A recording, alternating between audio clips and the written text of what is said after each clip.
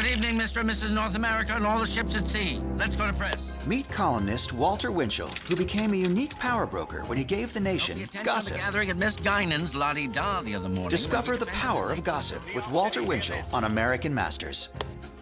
All new, tonight at 8 on Arizona PBS. This is a special cub, chosen for life in the wild. But preparing a captive-born panda to roam free isn't easy. Delve into the wild world this little panda will face. All new, Wednesday night at 7 on Arizona PBS. Arizona PBS is an equal opportunity employer. For individuals interested in information about current job openings, please visit azpbs.org/careers. Organizations requesting notification of current and future job postings can email us at azpbsjobs@asu.edu. Thank you. Explore new ideas and new worlds here on Arizona PBS, a community service of Arizona State University.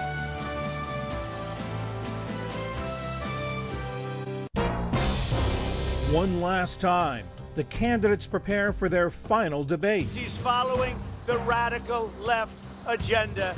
I want a safe America, safe from 4 more years of Donald Trump.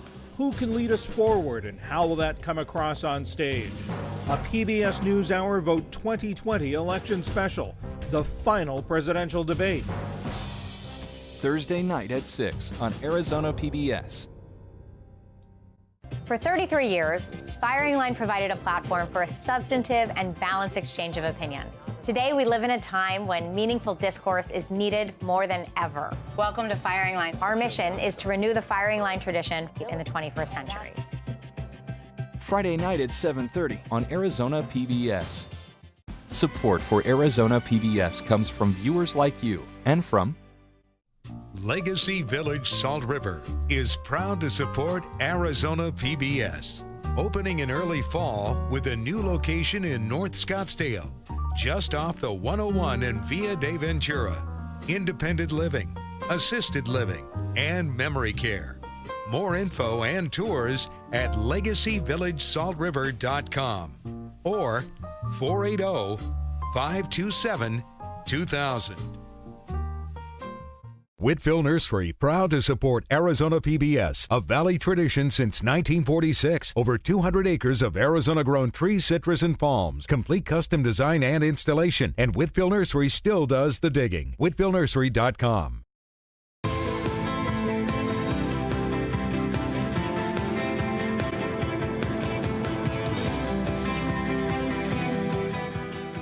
Coming up on Cronkite News, the global pandemic's impact on educators, why teachers are choosing to retire here in Arizona.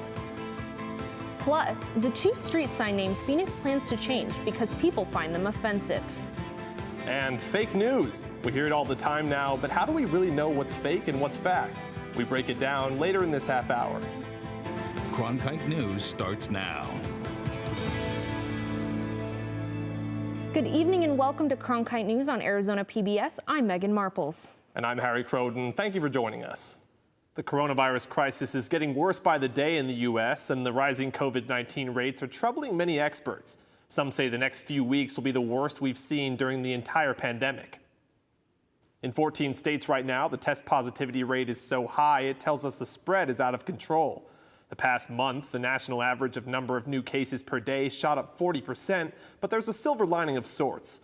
The death rate per case has declined. However, we still do not fully understand the long-term impacts of this virus on the millions who survive it, like fatigue, difficulty concentrating, and lung issues. Some studies show the virus can attack blood vessels and damage the heart, potentially leading to death in the near future. The pandemic is one reason teachers say they're leaving their jobs. Some are quitting and others are taking retirement. Reporter Faith Abercrombie talked to one former teacher about her reasons for leaving the workforce. According to the Arizona School Personnel Administrators Association's annual teacher survey, of the 750 teachers that have left the classroom, 326 cited COVID-19 as primary reason.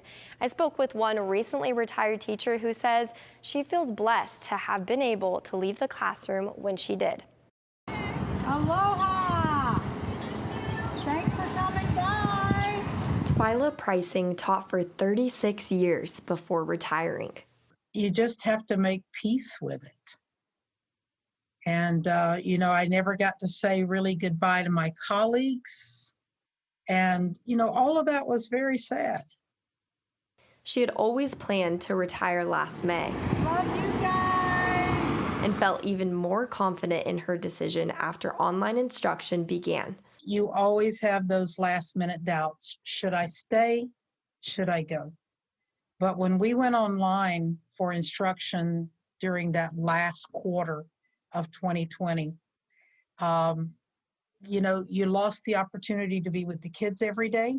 So it was more load up the material. If the kids had a question, they would email you.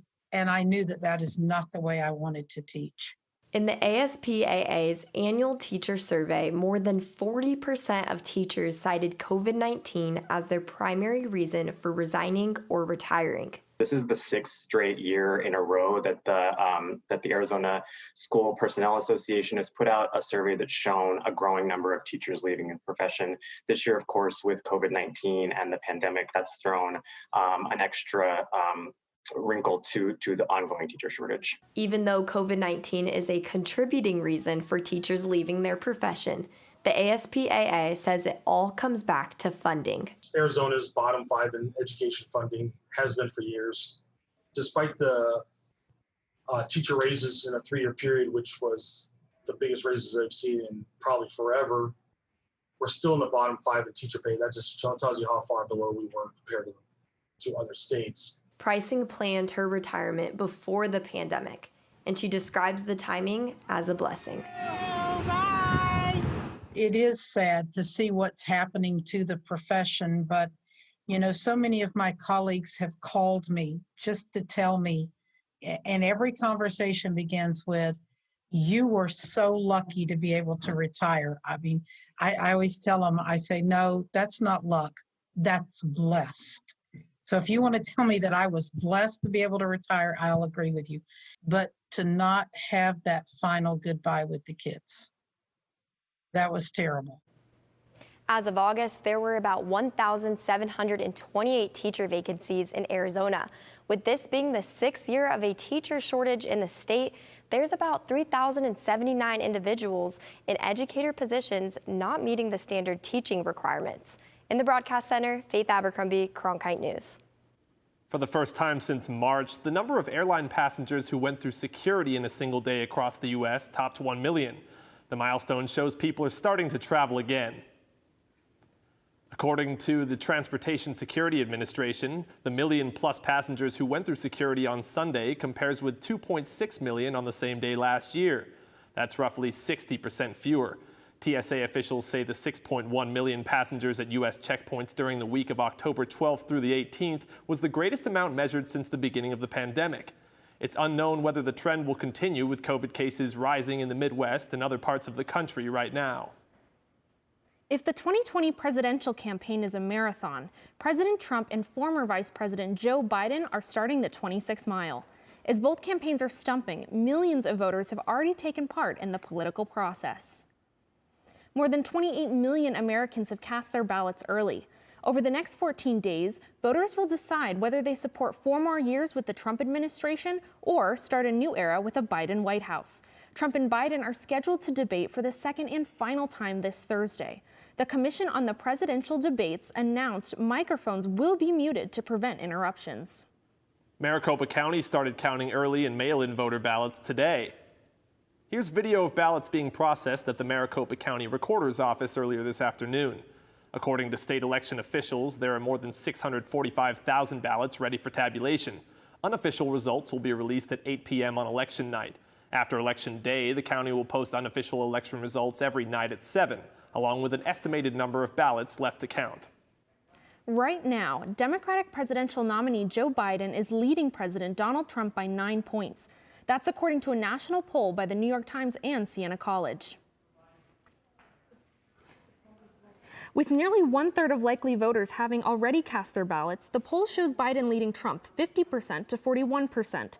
It also shows 38% of Democrats have already voted, 34% of independents, and only 20% of Republicans have cast their early ballots. Meanwhile, negotiators on Capitol Hill are facing a fast-approaching deadline to reach an agreement on a new stimulus package. House Speaker Nancy Pelosi has set a deadline today for reaching a coronavirus relief deal with Treasury Secretary Steven Mnuchin. While the president has supported the idea of a larger stimulus package, many Republicans are concerned about the growing size of the deficit. There's a skepticism that even if an agreement is reached with the Speaker of the House, the measure will face stiff opposition in the Senate. House Democrats favor a $1.8 trillion spending proposal, while the one backed by Senate Republicans is $500 billion. Democrats would need 13 Republican senators to join them to get a larger package approved, which may be unlikely. Skeptics say there are still a number of key sticking points and time is running out. Back here in Arizona, the city of Phoenix announced plans to rename 2 local streets that some people find offensive. Cronkite News reporter Melissa Zarimba has the latest on what direction the city is planning to take. Robert E. Lee Street and Squaw Peak Drive are 2 streets the city wants to rename. The Phoenix City Council voted unanimously to go forward with renaming them due to the names being derogatory and offensive. But not everyone is on board. Are we going to rewrite history now, or are we just going to erase all of history? It's just a name. And like I said, when you start changing the names of these streets, how are the residents on these streets going to feel? However, not everyone is opposed to this change. The world's not fair, and it's time to change. By changing Robert E. Lee Street, property owners will have more to change than just their street name. Of course, we're going to have to struggle with changing the telephone bill and the APS bill and so forth. But that shouldn't really be that big of a deal. We just change over time. If there is any cost, residents who live along these streets will be reimbursed if necessary. Melissa Zarimba, Cronkite News. There's no set date on when the new street names will be decided, but the city will send out a list of proposed names to all property owners. They can rank their top 5 favorites, and the city will make the final decision. Coming up next on Cronkite News, why black coaches have the toughest time landing head coaching jobs, and how the Pac-12 stacks up against the rest of the Power 5 conferences. And is Halloween happening? We'll have the latest on spooky celebrations here in Arizona next.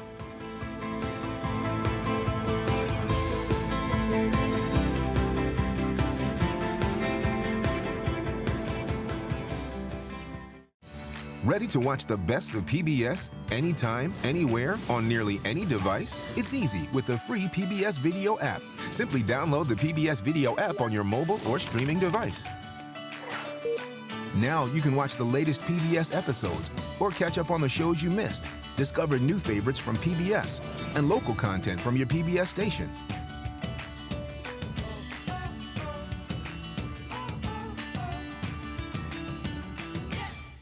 Hey, I'm Rick Steves. You know, I don't go anywhere without my passport. Thanks to PBS Passport, you can watch all my travel specials. This exclusive streaming service is just for our members. Not only can you see all my shows, but you can see thousands of hours of your favorite public television shows. Become a member today. Here we go, lights up. Whoa. As artists, we conduct our educations in public. You can never know whether it's going to be a success. One just has to risk it. It's you and the work and the place. It's a very particular relationship. Here's our lens. Tell us what you think. Friday night at 9 on Arizona PBS. Every day I wake up, my first thought is, how can I serve this community? The biggest hurdle was not taking PTSD personally. Would you welcome, please, the amazing. Everybody that watches this, they say that I am the greatest that they've ever seen.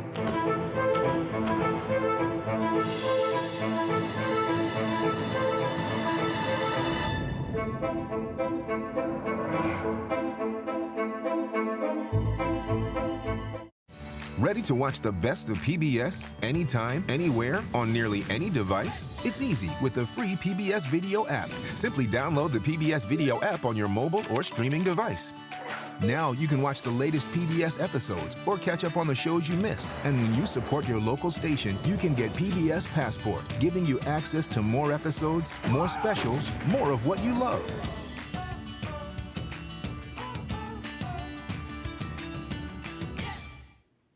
Pac-12 football hasn't started, but the conference has earned a top ranking. Kelsey Calasi tells us what race the Pac-12 has won. Football is all about statistics. Counting catches, recording rushes, tallying tackles. So much so, Herm Edwards still remembers specific stats from his start. There were only 7 coaches of color in the National Football League in 1977. All assistants, not one held the top spot, head coach. So when these numbers come out, I just say we got to do better. Today, more coaches of color are in a position of power, but experts say not enough.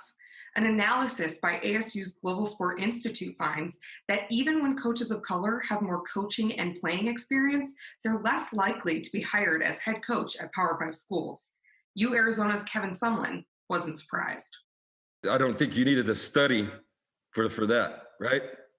I mean, that's just where it is. And this has been talked about for years.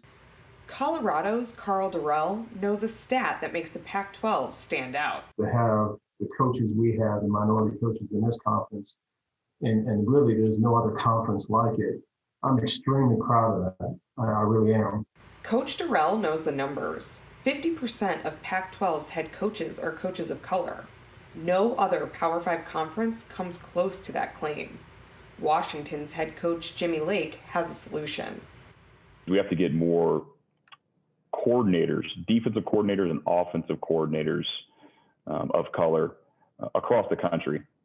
And as soon as we get to that model, I think you'll start to see more candidates that can go and interview for head jobs and be successful. In Los Angeles, Kelsey Calasi, Cronkite News. Starting November 7th, we'll see how the teams rank on the field. The Sun Devils season opens up in the Coliseum against USC. The records just keep on coming here in the Valley. Last week, we broke the record for the number of days above 100 degrees. The old record was 143 days set back in 1989. We are now at 144 days. And yesterday, Phoenix broke another heat record, making it 167 days with the temps above 95 degrees. Flipping the script up in the north, though, Flagstaff is expecting to see its first snow of the season this weekend. The popular ski resort Snow Bowl is planning to open for the winter on November 20th. Finally tonight, Halloween is just 2 weekends away, but how do we celebrate safely with the coronavirus cases still on the rise? Abigail Verwick went to the experts for advice. Abby? Pumpkins, corn mazes, and candy, all staples of the fall season. However, due to COVID-19, the holiday will look a little different with new ways to celebrate old traditions. Go ahead and get outside. The best place to be is outside in the fresh air and more oxygen, more air, less enclosed environments. Yes, get outside. Experts recommend incorporating a mask into costumes and say a costume mask is not a substitute for a cloth mask. They also suggest engaging in activities that allow for social distancing. I think anything that's outdoors that you can figure out, whether it's a drive-in movie, and you kind of do Halloween-themed movies, or go to a pumpkin patch. With acres of land, many farms in the valley, like this one, have plenty of space to spread out and maintain social distancing while still enjoying the fall season. Because we know there's a huge difference in terms of transmission indoors versus outdoors. Many pumpkin patches are requiring masks to be worn in less open areas as well. When you can't stay 6 feet away from somebody, we're going to ask you to please put a mask on. Make sure that you can social distance. We have 40 acres out here, so you can get away, but some places like walkways where there's many people, we require masks. Some of the CDC's safety guidelines and alternatives for door-to-door trick-or-treating include car parades and setting up stations with individually bagged treats for kids to take, instead of passing out candy. Pima County health officials agree this is the year to find safe, creative ways to celebrate. We don't want the scariest thing to be rising COVID infections. So as far as we know, trick-or-treating has not been canceled in Arizona. You just have to look for alternative events. For instance, in Tucson, there's a trunk-or-treat drive-through, CarveCon 2020, cave tours, and Apple Annie's corn maze. In the newsroom, Abigail Verwick, Cronkite News. That's it for Cronkite News tonight. Thanks for joining us. For top Arizona stories anytime, go to cronkitenews.azpbs.org. Fake news is now a term we hear too often. So how do we determine what actually is and isn't fake news? We break it down next.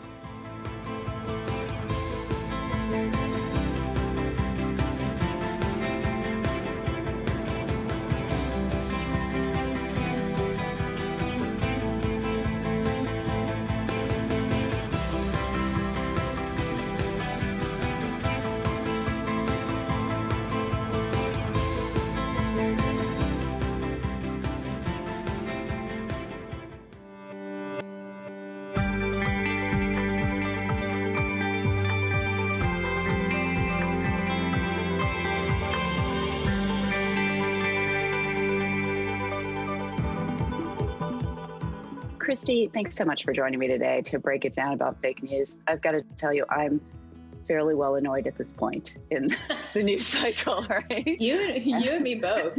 You know, we've talked a lot. I mean, journalists always joke that Thanksgiving is like the worst day of the year because we come home and everybody just like yells at us for being journalists, and you know, it's gotten worse. I'm sort of feeling like every day's Thanksgiving. How about you? Yeah, that's a really good point. I mean, I think we're feeling it because on social media anyway, our Thanksgiving table can be like 1,000 people big, and we just, it's impossible to have conversations with all 1,000 of those people at the same time. Yeah. And the conversation has been not all that polite, Right. Yeah. It is like the worst Thanksgiving ever. So, something I try to do is really think about who it is I'm going to engage with, because if we think about our social networks, a lot of times we are connected to people and hearing things that people are saying, and they're not really people who are part of our everyday lives. And so it's really important to be selective about the conversations you enter into, I think. And so much about like fake news has been, if I don't agree with it, it must be fake, Right. And social media has really kind of accelerated that. I mean, it's something you study, like what has happened lately. Like we've had Facebook step up, and about time. Yeah. Frankly.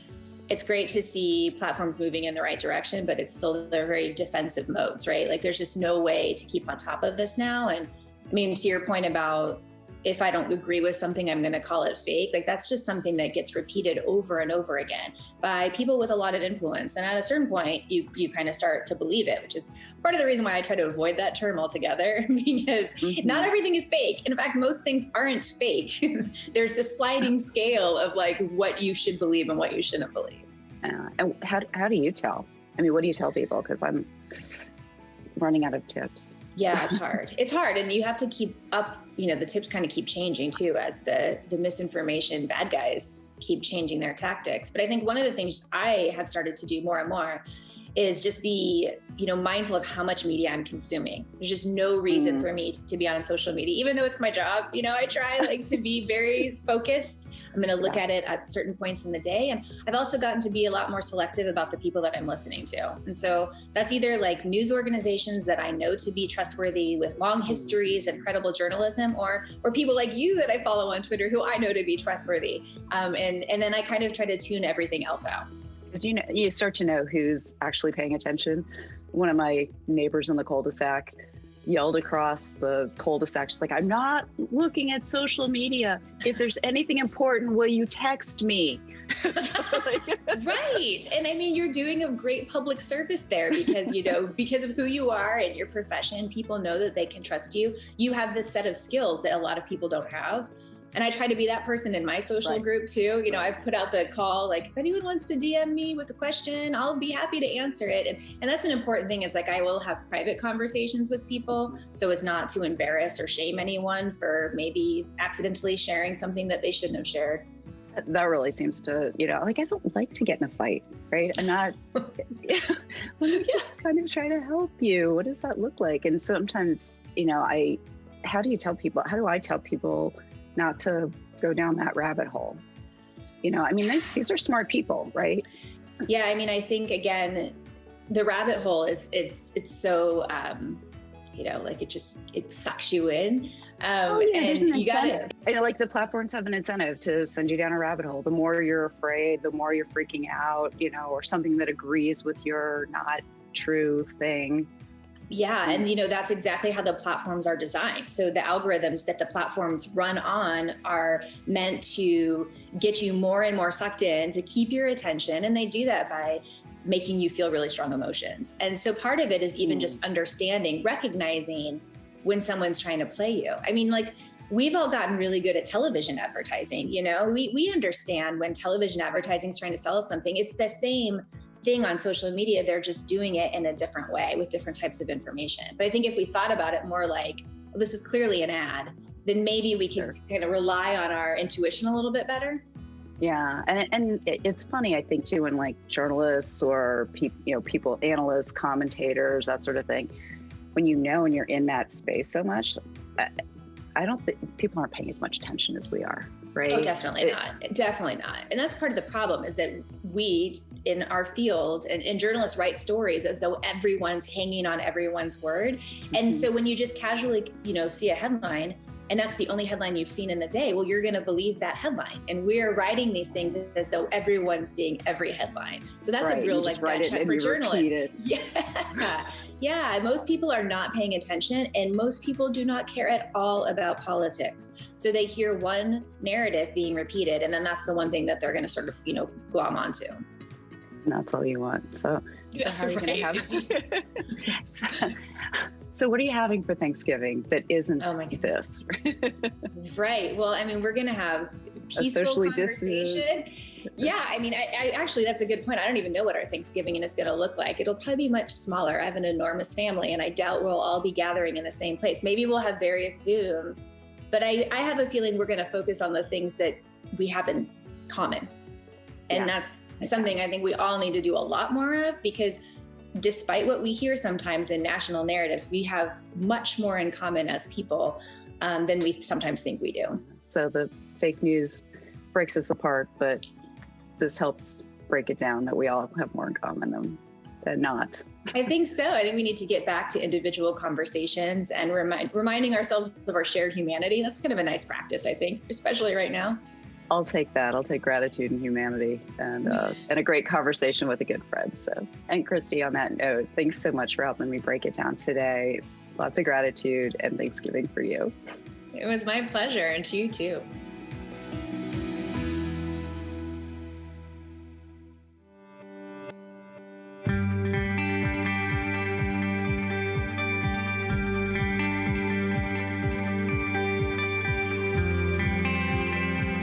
This hour of local news is made possible by contributions from the Friends of PBS, members of your PBS station. Thank you. If you have comments about Arizona PBS News, please contact us at one of the addresses on your screen. Thank you.